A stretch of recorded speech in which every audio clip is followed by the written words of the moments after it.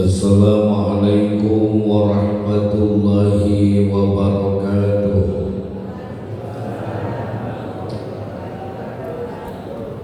Innal hamdalillah nahmaduhu wa nasta'inuhu wa nastaghfiruh wa na'udzu billahi min syururi anfusina wa min sayyiati a'malina.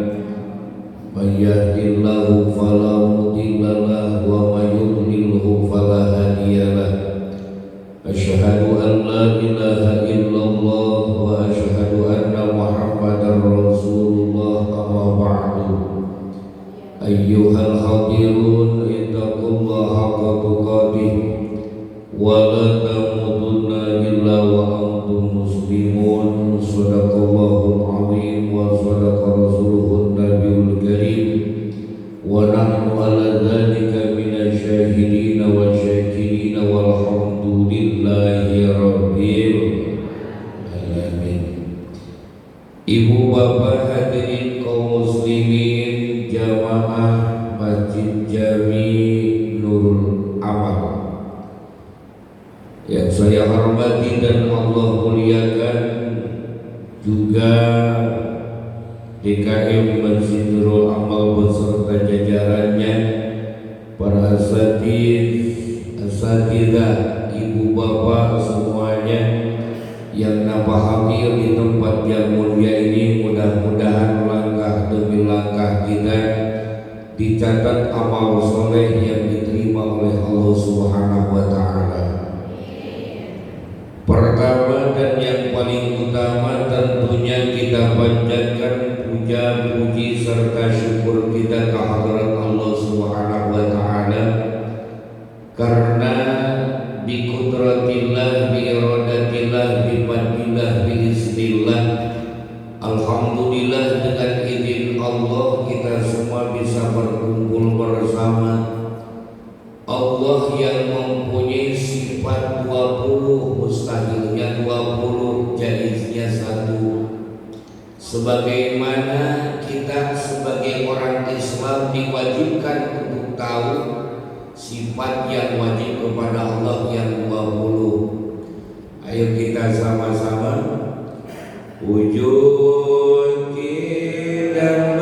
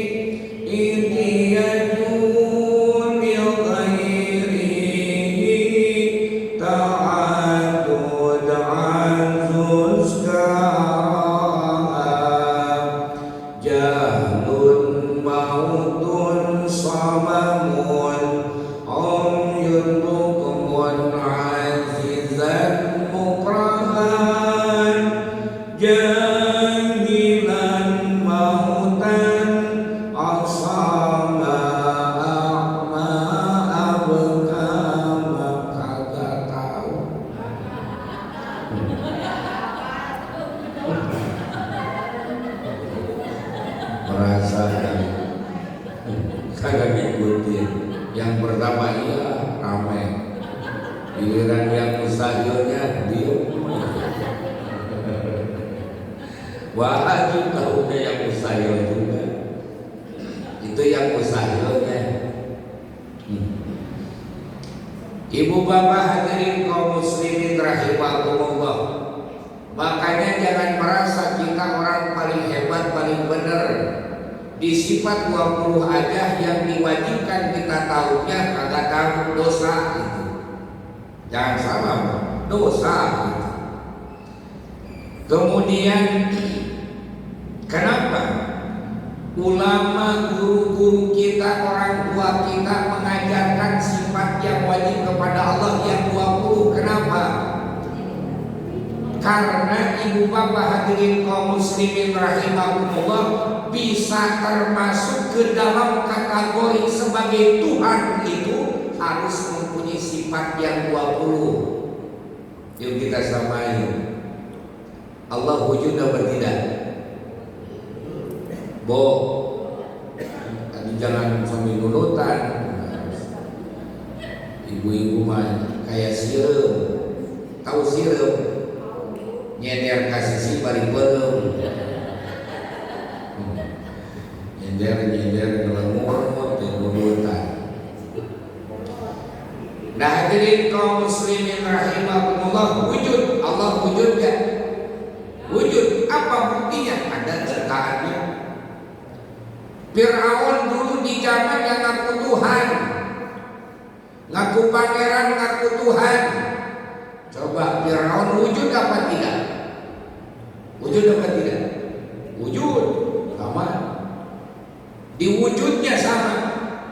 Kemudian saudara-saudara kita di luar sana yang meyakinkan bahwa Nabi Isa itu sebagai Tuhan, wujud apa tidak? Wujud. Kita masuk ke sifat yang kedua, wujud kidam. Kidam itu apa artinya? Kidam itu dahulu Allah, tidak ada awalnya bagi Allah Subhanahu wa Ta'ala. Siapa yang tahu awalnya? Nah, baru itu disebutkan Tuhan. Sekarang Fir'aun ada awalnya apa enggak? Ada lahir dari ibunya Fir'aun. Nabi Isa ada awalnya enggak? Ada awalnya, lahir dari Siti Maryam. Nah, berarti dari sifat yang kedua saja sudah janggal hadirin kaum muslimin. Belum masuk ke sifat yang ketiga, keempat, kelima sampai 20, dan itu aja udah janggal. Nah makanya kenapa orang tua kita, guru-guru kita mengajarkan bahwa sifat yang wajib kepada Allah itu ada 20, mustahilnya 20. Untuk itu hadirin kaum muslimin, karena bisa termasuk ke dalam kategori sebagai Tuhan itu harus mempunyai sifat yang 20. Ini mah kadang-kadang kan anak-anak kita kagak tahu yang itu. Anak-anak kita mah taunya waktu kecil gitu aja. Nah itu ibu-ibu pegawaiannya begitu. Aduh, ketahuan. Oke. Ayo aja, ubur-ubur aja. Pada kayak juga ubur-ubur ikan lele.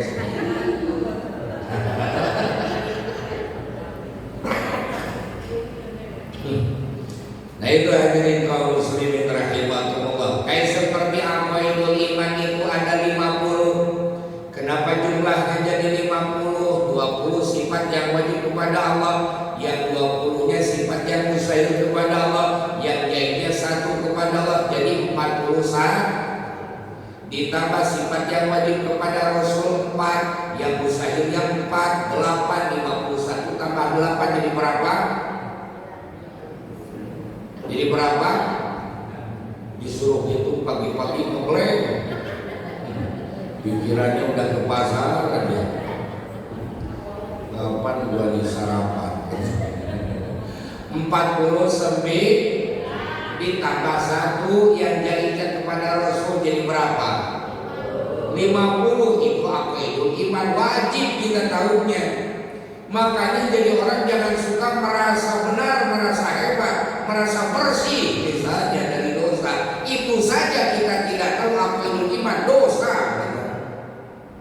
Nah makanya hadirin kaum muslimin, ngaji itu apa? Supaya menghilangkan kebodohan-kebodohan yang ada di dalam diri kita. Kalau kita mau mengandalkan tahajud, jarang langkah kita tahajudnya. Kita mau mengandalkan duha, kadang-kadang kita pagi-pagi santai mas santai, duha kelewat lagi. Santai, padahal bawa banyak. Nah, kalau dengan lagi hadirin kaum muslimin pernah disampaikan, duduknya saja kita di tempat pengajian maka lebih afdal daripada 1000 sholat sunnah, 1000 rakaat sholat sunnah. Alhamdulillah, walaupun sambil nudutan dulu misalnya, gak apa-apa. Yang penting duduk aja ngaji, ngeces. Kirain benar-benar merhatiin yang ceramah, yang tausiahnya. Kirain teh nangis, menunggu gitu, ternyata ngeces.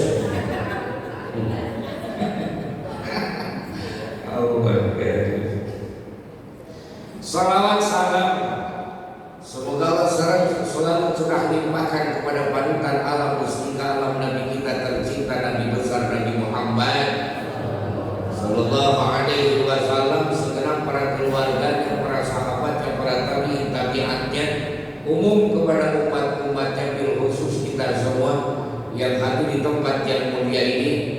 Mudah-mudahan kita semua mendapatkan syafaat dari Nabi Muhammad kelak nanti di akhirat. Amin ya Allah ya Rabbal. Bukan Nabi kita itu adalah Nabi yang paling hebat. Nabi kita itu, Rasul kita itu adalah Nabi dan Rasul yang paling unggul. Sayyidul Mursalin Khatamin Nabiyyin, pemimpinnya para Rasul, terakhir dari para Nabi, Nabi Muhammad. Makanya la nabiyya ba'di, tidak ada nabi setelahku, kata baginda Nabi. Kalaupun ada orang yang ngaku-ngaku nabi, ada orang yang ngaku-ngaku rasul, jenggotnya panjang, sorbannya meter kayak Superman misalnya, jangan digugu, karena nabi terakhir itu adalah Nabi Muhammad Sallallahu Alaihi Wasallam. Sekarang jumlah nabi ada berapa? Jumlah nabi ada berapa, Bu? Pak? Jawabannya lupa. Takut disetrap kali ya? Mungkin di sekolah di sekolahan apa? Enggak bakal disetrap. Jumlah nabi ada berapa? Berapa? 20? Nah, itu yang wajib kita ketahui, yang kita semua kagak tahu. Ya enggak? Iya. Nurut lagi. Iya. Nurut. Emang harus jujur, Pak. Boro-boro kita ngapalin kayak gitu kan. Gak ada waktu. Allah karim. Jumlah semua nabi itu ada 124.000 nabi. Berapa?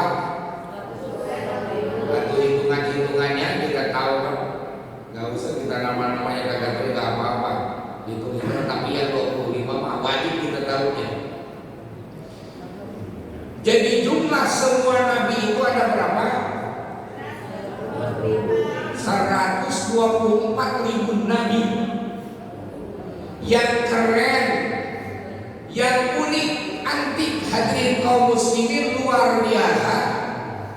Di antaranya yang jumlahnya 124.000 nabi itu bukan cuma jumlah semua nabi, tapi juga papan yang dipakai kapal lautnya Nabi Nuh itu semuanya ada 124.000 lembar papan yang dipakai perahunya Nabi Nuh alaihissalam.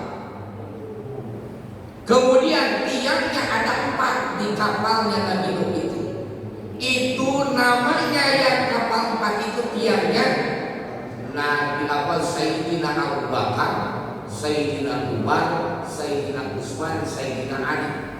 Makanya orang tua kita mengajarkan bangun masjid itu tiangnya harus 4. Ini benar nih. Kadang-kadang masjid ada yang kagak ada tiangnya, hati-hati. Gak sesuai itu. Kalau ada tiangnya sesuai ini, bagus. Sayyidina Abu Bakar, Sayyidina Umar, Sayyidina Utsman, Sayyidina Ali. Coba satu siapa? Sayyidina Abu Bakar. Yang kedua, jangan Umar aja kan temennya pakai Sayyidina tuh. Ini makanya itu temen Umar, Usman, Ali mana pakai Sayyidina dong.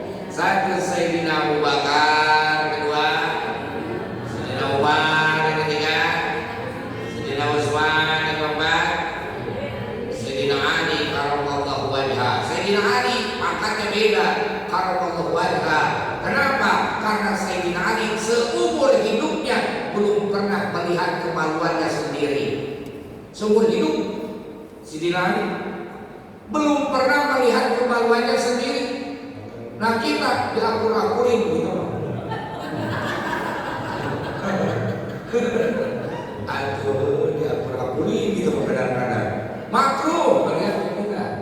Makanya orang tua kita mengajarkan kalau mandi itu pakai babase. Pakai apa?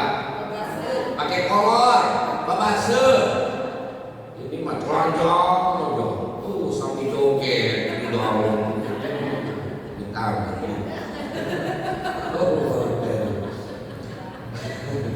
Nah itu papannya yang dipakai kapal Nabi Muhammad SAW 124.000 lembar papan. Bukan hanya itu hadirin kaum muslimin, yang ada di diri baginda Nabi jenggotnya. Tahu gak ini apa? Jenggot. Ibu-ibu, bapak-bapak tahu nggak? Ini apa ini yang di sini? Kumis ini namanya. Kalau yang di bawah bibir ini apa namanya? Apa namanya ini? Coba bapak-bapak, kan bapak-bapak suka tunggu di sini. Apa namanya ini? Tahu apa enggak? Hah? Kalau yang bawah kan jelas ini jenggot ya. Ini yang di sini apa namanya nih? Tahu nggak?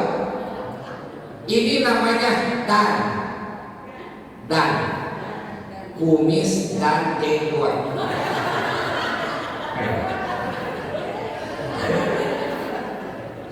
Agak tahu ini dan Pak Haji. Makanya bilangin ke tetangga yang belum tahu ini apa namanya. Dan ini namanya namanya. Kan disebutnya juga kumis dan jenggot. Terserah saya, mulut saya bodo amat. Kembali lagi hadirin kaum muslimin, jenggotnya baginda Nabi jumlahnya 124.000 lembar jenggot baginda Nabi. Masya Allah. Jenggotnya Kausan Karma paling juga 10. Belum pernah itu sih. Saya ya lumayan siapa ada kali 100. Jadi kerja ampuran dosa jadinya. Yaitu jumlahnya jenggot baginda Nabi semuanya ada 124.000 lembar jenggot baginda Nabi. Bahkan bukan hanya itu hadirin kaum muslimin, sama jumlahnya 124.000 Nabi juga sahabat pun jumlahnya 124.000 sahabat. Allah sudah diatur seperti itu hadirin kaum muslimin. Bukan cuma jumlahnya sahabat, para walinya Allah, kekasihnya Allah, semua jumlahnya ada 124.000 wali. Wali dari dulu sampai sekarang tidak pernah kurang, tidak pernah lebih. Kalaupun misalnya ada waliullah, ulama besar waliullah meninggal, maka Allah sudah mempersiapkan wali untuk menggantinya.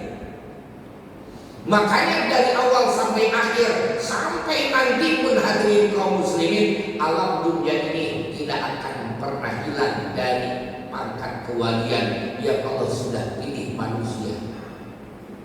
Tidak akan kurang, tidak akan lebih dari jumlah 124.000 wali. Kalau saja seandainya alam dunia ini sudah tidak ada para wali, maka hancur alam dunia. Karena kenapa? manusia di zaman sekarang tidak sedikit yang sudah berani terang-terangan berbuat dosa, mabok, judi, melawan sama orang tua. Kadang-kadang sekarang mah HP, ayo aja HP. Pas begitu disuruh sama orang tuanya, kamu nanya, kecil begitu, tampol ya kecil begitu, salah didikan tuh. Awal kali ayo aja HP, kadang-kadang nggak digubris perintahan orang tuanya. Ayo aja main HP, na'udzubillah, summa na'udzubillah himin. Mudah-mudahan anak-anak kita masih soleh-solehah. Amin ya Allah ya Rabbal alamin. Makanya di antaranya hadirin kaum muslimin rahimakumullah, bacain surat An-Nas sambil pegang dadanya. Bacain salawat, surat-surat pendek diajarin dadanya, tiupin kemun-munannya. Kalau buat bapak-bapaknya gampang, ibu kalau misalnya punya suami, pas begitu waktu subuh belum bangun-bangun, langsung dekat kupingnya, la ilaha illallah, pasti bakal bangun deh. Emang aing modar aja. Coba bacain Yasin, gak bangun-bangun, udah seblok aja seember mukanya. Ini bangun-bangun.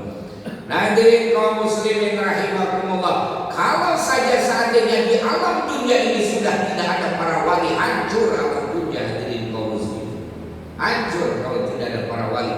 Meninggal ada lagi, meninggal ada lagi, meninggal ada lagi. Yang jelas jumlahnya tidak akan kurang, tidak akan lebih dari jumlah 124.000 wali.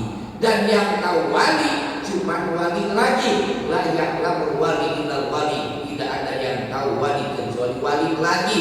Dan gak mungkin ada orang yang ngaku-ngaku sebagai wali selain wali kota. Wali kota mengaku ingin dipilih malah. Kalau wali murid, wali nikah, banyak wali-wali itu. Beda lagi itu mah. Ini mah kekasih Allah yang memang orang-orang khusus pilihan dari Allah untuk mempertahankan ketetapan kekuatan alam dunia ini.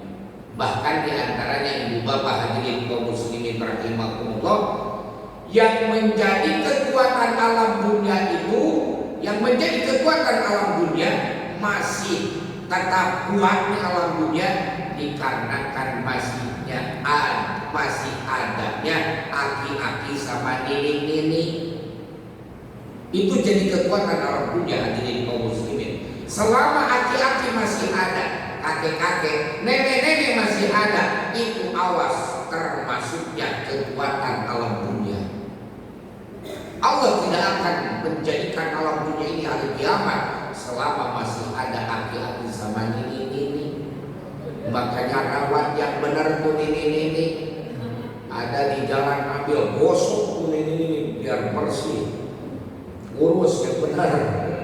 Nenek-nenek, hadirin kaum muslimin, kita punya orang tua sudah sepuh misalnya, itu kemuliaan yang luar biasa, menjadi penguat alam dunia. Hadirin kaum muslimin, juga yang termasuk kekuatan alam dunia itu selama masih banyak bayi menyusui sama ibunya, itu menjadi kekuatan alam dunia.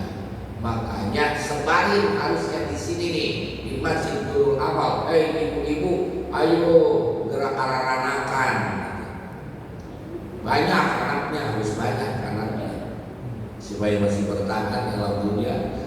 Masih banyak yang menyusui, masih banyak yang selama masih banyak yang musuh. Hadirin kaum muslimin, maksudnya bayi yang masih kecil. Kalau bapaknya masih nyusu maka termasuk di rumah. Beda lagi. Ini mah gimana kalau bapaknya itu kumisan, beda lagi.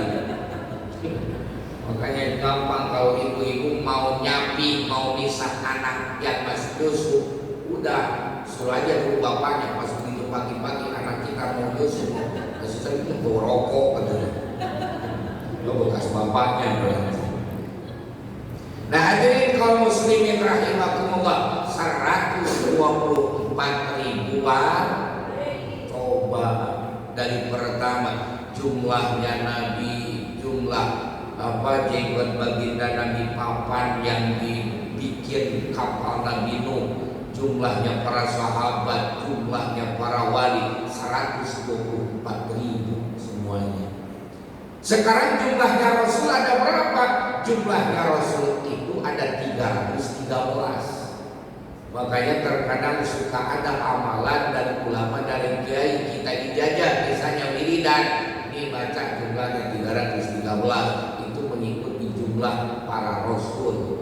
Karena para Rasul itu semuanya ada 313. Yang wajib kita ketahui baru 25. Ulul azminya ada 5 yang kita kagak tahu.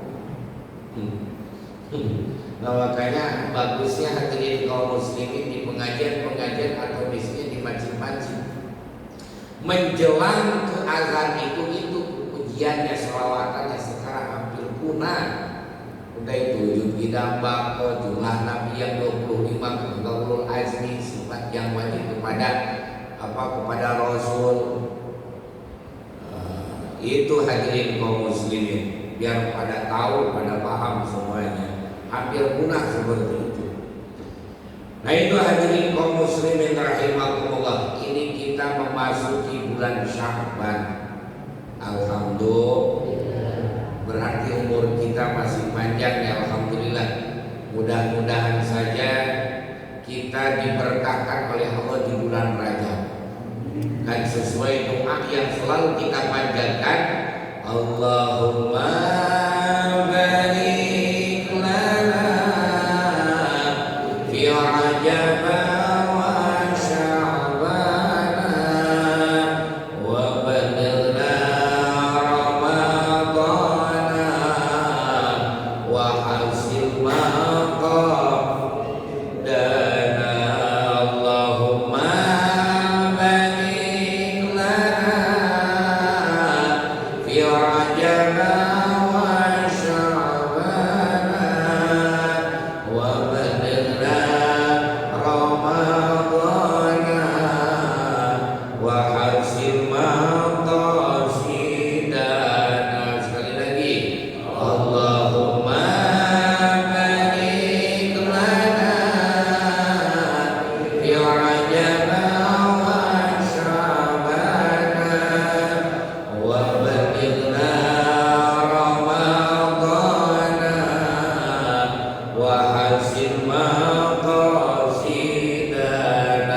ya Allah ya Rabbana, berkahkan kami di bulan Rajab, berkahkan kami di bulan Sya'ban, sampaikan umur kami ke bulan Ramadan. Nih kita sudah dijabah sama Allah, alhamdulillah kita masih hidup. Tetangga saudara kita, teman-teman kita mungkin ada yang meninggal kemarin. Nih kita masih diberikan kesempatan, masih hidup, alhamdulillah. Di bulan Rajab kita sudah lewati, makanya minta keberkahan kepada Allah. Ini masuk bulan Sya'ban, mudah-mudahan kita diberkahkan juga. Berkah apa? Berkah harta, berkah umur, berkah keluarga, berkah segala-galanya. Apa berkah itu? Ziyadatun fil khair, tambah-tambah dalam kebaikan. Sautik mahi gobanesa, kalau bahasa Sunda. Rizki dan milik memang sudah ditakar sama Allah, tapi keberkahannya beda. Walaupun sama nilainya, beda. Kalau berkah mah ke hati bawaannya enak, kepikiran bawaannya enak. Hadirin kaum muslimin, berkah umur bawaannya itu pingin ngaji, bawaannya itu pingin ibadah, kedorong selalu kepada hal-hal yang baik. Itu berkah umur. Berkah harta, kita punya harta biasanya milik rezeki, maunya sedekah, sedekahnya ke masjid, anak yatim yang gak mampu, bukan sedekah sama biluan. Ini main dipelesetin aja sih. Saya sedekah niatnya, sama siapa? Sama biluan katanya. Jadi itu beda lagi, sedekah sama biluan, sebidoket bawaannya.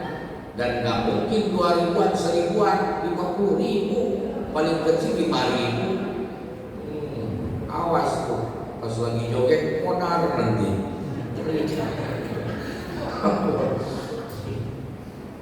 Nah, jadi kaum muslimin rahimakumullah, makanya ada doa memasuki bulan Sya'ban. Kita sudahkan ini bulan bulan Rajab. Doa yang memasuki bulan Sya'ban apa? Allahumma kama balagtana Sya'ban faballighna Ramadan waktubna mimman somahu wa qomahu hatta nahza bil kufran. Enggak tahu ya? Tidak tahu. Pantesan pada diem banget. Kalau yang tahu pasti mulutnya gerak. Kalau nggak tahu diem aja. Ya coba ikuti. Allahumma kama balagtana Sya'ban faballighna Ramadan waktubna mimman somahu wa qomahu imanan wahtisaban.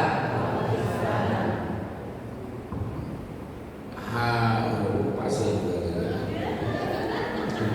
dan itu aja nggak apa-apa seperti juga. Kesananya itu lanjutannya itu wasuknal jinan wal qauminan niran. Jadi supaya kita ditempatkan di dalam surga, kemudian diselamatkan dari neraka. Ya, harapan mudah-mudahan sebagaimana Allah ini, kurang lebih begini. Sebagaimana Allah Subhanahu wa taala memberkahkan kita di bulan Rajab, juga mudah-mudahan kita juga diberkahkan di bulan Sya'ban. Umur kita Allah sampaikan ke bulan Ramadan. Makanya sambut bulan Ramadan, walaupun kagak disambut Ramadan pasti bakal datang sebenarnya. Kadang-kadang sudah ada acara, ayo kita ngadain acara buat apa? Nyambut bulan Ramadan, enggak disambut juga datang dia. Memang belaguan Pak. Tapi lumayan sih buat tambah-tambah job para ustaz. Kalau ada acara itu kan lumayan. Penutupan segera penyambutan bulan Ramadan, karena gak disambut juga datang dia Pak. Kemudian hadirin kaum muslimin rahimakumullah, ada hikayat riwayat di antaranya Syekh Muhammad bin Abdullah Az-Zahid. Syekh Muhammad bin Abdullah Az-Zahid annahu qala, beliau menyampaikan seperti ini. Mata sadiqi Abu Haffaz Al-Kabiri, sahabatku yang bernama Abu Haffaz Al-Kabiri meninggal. Kata siapa? Syekh Muhammad bin Abdullah Az-Zahid punya sahabat namanya Abu Haffaz Al-Kabiri meninggal. Diceritakan sama Syekh Muhammad. Nah, hadirin kaum muslimin rahimakumullah, pas begitu meninggal biasa diurus. Itu kan baru dibayar. Kewajiban yang hidup terhadap yang mati ada berapa? Ada berapa?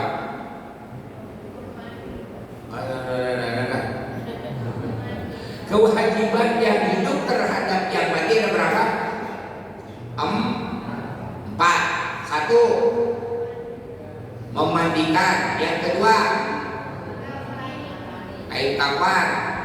Yang ketiga, menyolatkan. Yang keempat, menguburkan. Jangan dilemparin kubur. Kasihan. Sekarang kewajiban mayit terhadap yang hidup ada berapa? Kan tadi kewajiban yang hidup terhadap yang mati ada 4. 1 apa? Memandikan. Terus kain kamar. Terus menyolatkan. Terus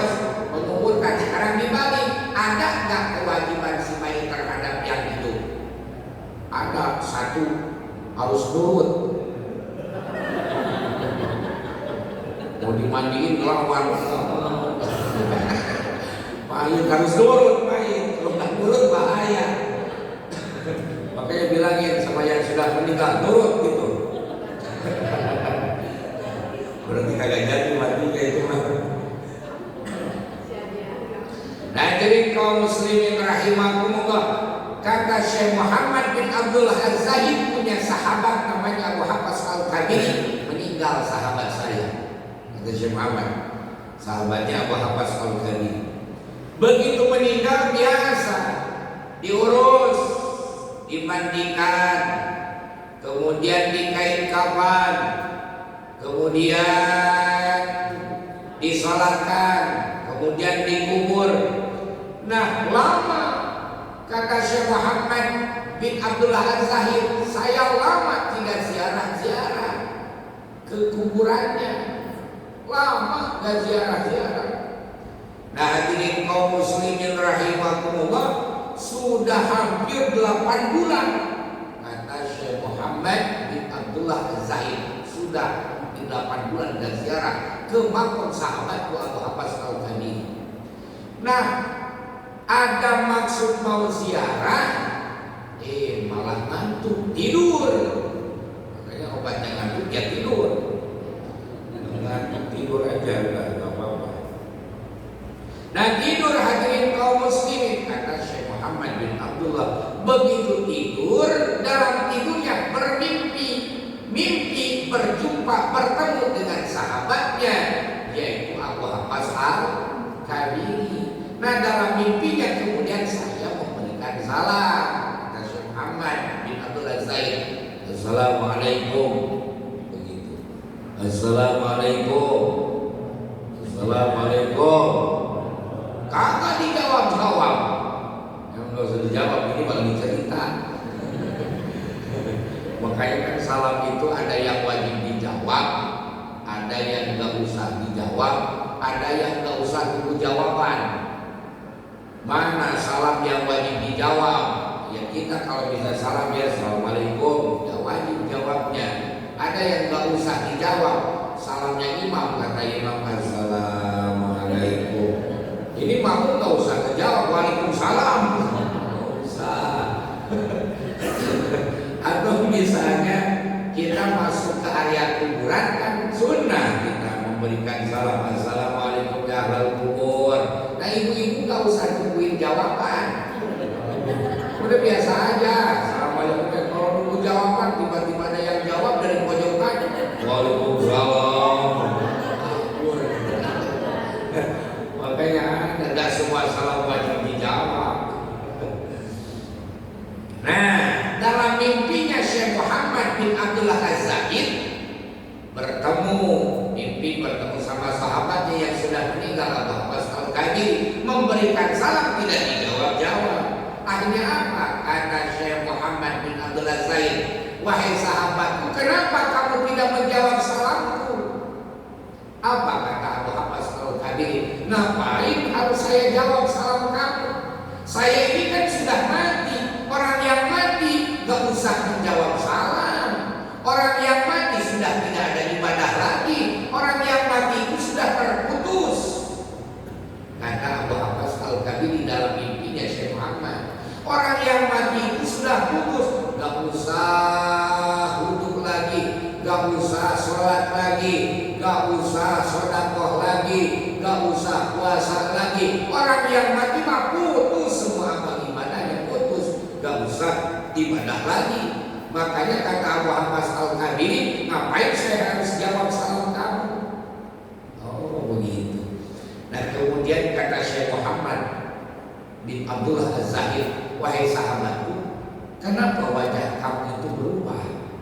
Dulu ketika hidup di alam dunia wajah kamu itu ganteng luar biasa, ganteng, rupa kamu itu ganteng. Tapi kenapa kok kamu sekarang pucat wajahnya? Nah, baru tuh sahabatnya yang dalam mimpi, ini masih dalam mimpi, kata Abu Hafs Al-Kabiri, justru begini ceritanya. Begitu dulu kamu, Syekh Muhammad, bin Abdullah Az-Zahid, begitu saya mati kamu kan urus saya dimandikan, saya kain kafan, saya disolatkan, saya dikuburkan. Begitu kamu letakkan ke alam kubur, diletakkan. Nah, kita semua pasti bakal seperti itu Pak. Pasti kita ini kan calon camat semuanya, calon mati semuanya. Mati semuanya Pak, nggak ada yang tersisa. Sehebat-hebatnya kita mati gitu. Nah, masuk begitu kamu masukkan ke alam kubur, dimasukkan ke alam kubur. Kata Abu Hafiz Al-Kabiri, diuruk pakai tanah. Beres orang yang datang ke kuburan pada meninggalkan, balik lagi ke rumahnya masing-masing. Datanglah malaikat dan tiba-tiba tanah ini, kata Abu Hafiz Al-Kabiri, tiba-tiba tanah menyempit dan badan saya dihimpit pakai tanah. Bahkan bahasanya begini, sampai badan saya hancur, tulang-tulang saya sampai seperti ini, kata Abu Hafiz Al-Kabiri. Hancur badan saya dihimpit pakai tanah. Ini Abu Hafiz Al-Kabiri, pada orang soleh, orang hebat. Abu Hafiz Al-Kabiri. Bahkan bukan cuma itu, datang malaikat. Kata malaikat, ya Syekh Husu, hai aki-aki, kolot aki-aki, jelek kelakuannya, akhlaknya busuk. Apakah kamu tidak malu sama Tuhan kamu? Kamu hidup di alam dunia banyak salah. Allah karim. Hadirin kaum muslimin rahimakumullah. Kita dihitung nanti semuanya. Amal kita, kelakuan kita dihitung nanti di hadapan Allah. Masya Allah, mudah-mudahan makanya kita di alam dunia dosa-dosa kita diampuni sama Allah. Dosa besar, dosa kecil, yang terasa, yang tidak terasa, yang sengaja, yang tidak sengaja, mudah-mudahan ada ampunan Allah Subhanahu wa Ta'ala. Nah, itu hadirin kaum muslimin rahimakumullah, disiksa saya.